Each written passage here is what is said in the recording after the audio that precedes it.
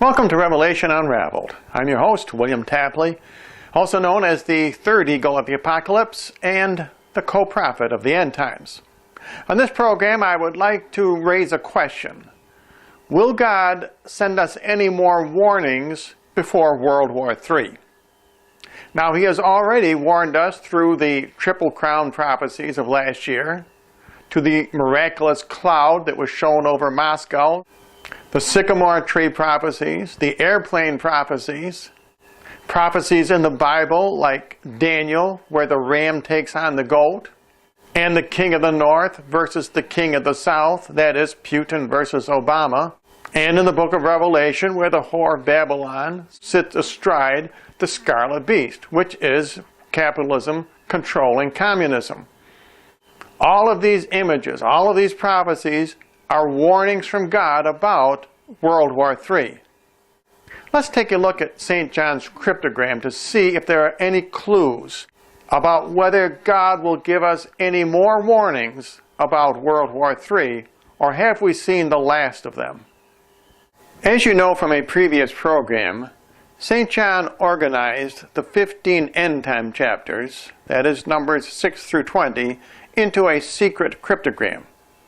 He broke these passages up into 36 subsections and rearranged them so that 9 sections follow each of the 4 horsemen. Now, all of the 9 sections that follow the first horse, that is the white horse of apostasy, have already occurred.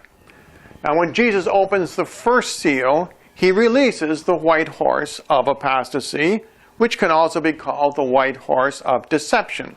That's because this horse corresponds with what Jesus says in the Olivet Discourse, where He warns people, "Let no man deceive you." This white horse began its ride very soon after the birth of Christianity, because there were deceivers from the very earliest days. Now, the 5th seal which Jesus opens refers to the innocent martyrs who are slain under the altar. Now, this martyrdom also began early, but not as early as the early Christian martyrs, because these martyrs cry for vengeance, whereas the early Christian martyrs, like St. Stephen, did not seek vengeance upon their tormentors. They said, "Father, forgive them."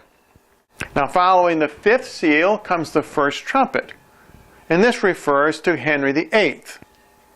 Henry VIII is a precursor of the Antichrist, because he is a secular leader who took upon himself religious authority.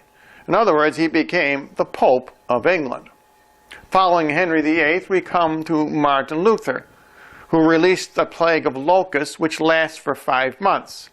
This 5 months is actually 5 centuries. And since the 5 centuries began when Luther posted his 95 Theses in October of 1517, those 500 years are up in November of 2017, which will be the date for Armageddon. Now, following Luther, we come to the first part of the 20th century, because the great sign, a woman clothed with a sun, has actually already occurred when the Blessed Mother appeared to the children at Fatima. Following Fatima, we come to the first herald angel, and we see the gospel preached to all nations, kindreds, peoples, and tongues.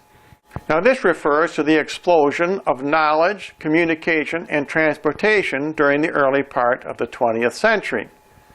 Following this angel, we come to the first bowl poured out upon mankind, and notice that there are martyrs who sing the canticle of Moses and who sing the canticle of the Lamb. This bowl refers to Adolf Hitler. Those who sing the canticle of Moses refer to his Jewish victims. Those who sing the canticle of the Lamb are, of course, his Christian victims. Following Hitler, we come to Stalin and the 5th bowl. Now, the God blasphemed refers to the atheism of communism. And the kingdom which goes dark refers to the great Russian culture which was destroyed by the Bolshevik Revolution. Now, that brings us up to the current time, where the 5th angel announces that the whore of Babylon rides the scarlet beast. The whore of Babylon refers to the United States and Great Britain. The scarlet beast refers to international communism. Now, as you can see, all these events on this top line are in general chronological order, but they are not in exact chronological order.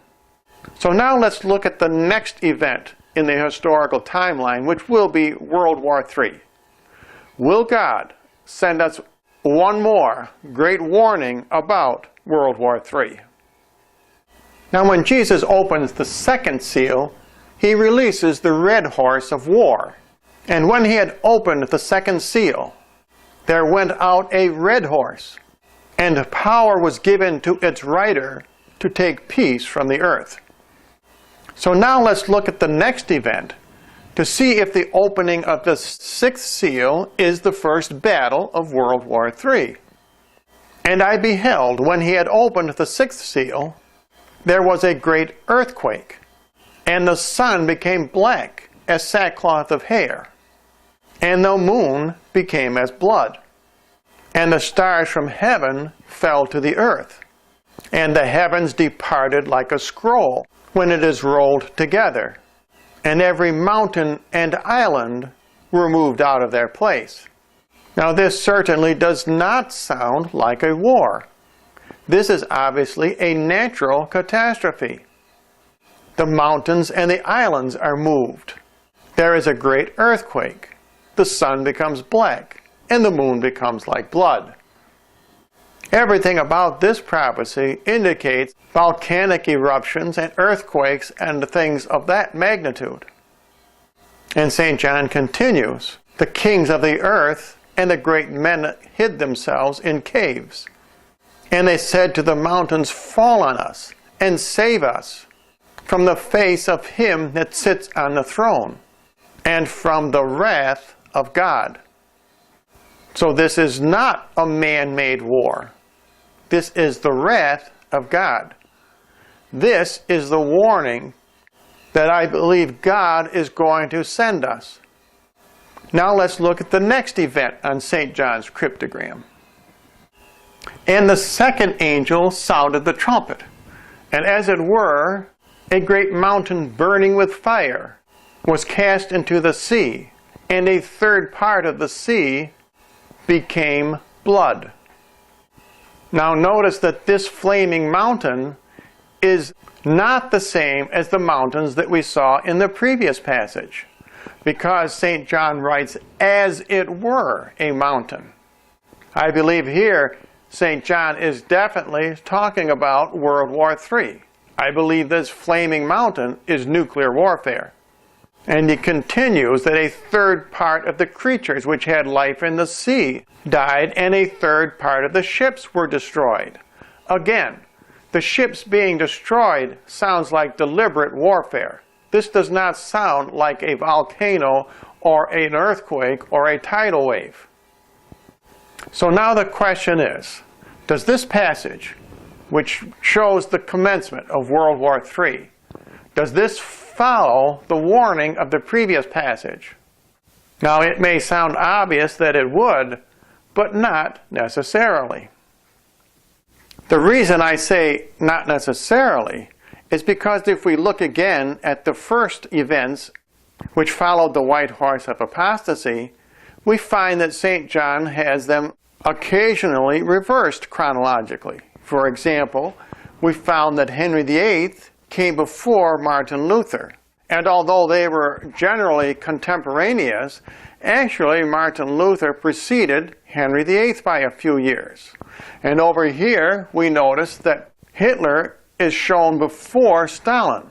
But we know that the Bolshevik Revolution actually preceded the Nazis by a few years. In other words, God has already given us more than enough warnings to prevent World War III. The warning St. John is talking about, which follows the ride of the red horse, may well be a warning that occurs after the beginning of World War III. And it is a warning to mankind to stop the war, rather than a warning to prevent the war. And if you would like more information, simply write to the address you see on your screen.